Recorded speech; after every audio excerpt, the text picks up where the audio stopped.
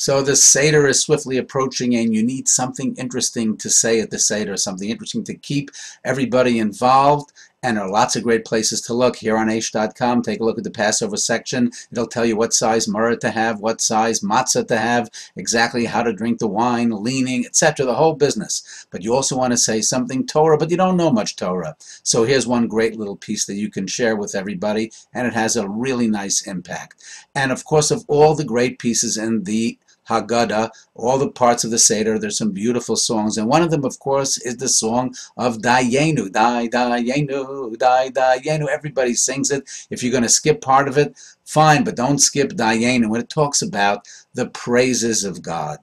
It tells us even if he had given just this and not that, it still would have been enough. No matter what he gave us, it still would have been enough. And then it comes to Ilu Kervanu Lifnei Har Sinai, if he had just brought us to Mount Sinai, V'lo nasan lanu es Torah, and if he had not given us the Torah, imagine that, the Torah, the central blueprint for all of life, he had just brought us to Har Sinai, bring us to Mount Sinai, don't give us the Torah, Dayenu, would have been enough. Huh?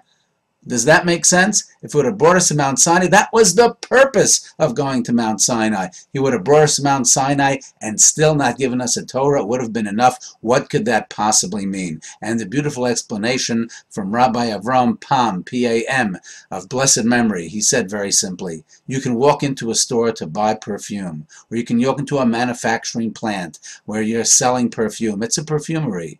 And even if you don't buy anything, when you walk out, your clothes will smell of perfume because it's permeated with perfume.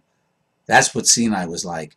Mount Sinai was so holy, had so much togetherness, was such a special place that even had we not received the Torah, we would have walked out like we walked out of a perfumery. And we would have walked out of there with such unity, such pride, such great feeling of closeness to God. That would have been enough. A beautiful short thought to share with everyone at the Seder. We need to go to places, even if we don't buy, even if we don't do anything there, but go to the right places, feel God's presence, and we can feel like we are in the spirit of holiness. A beautiful thought for the Seder that you can share. Have a fabulous, best Passover ever, and see you on the other side. Something to think about.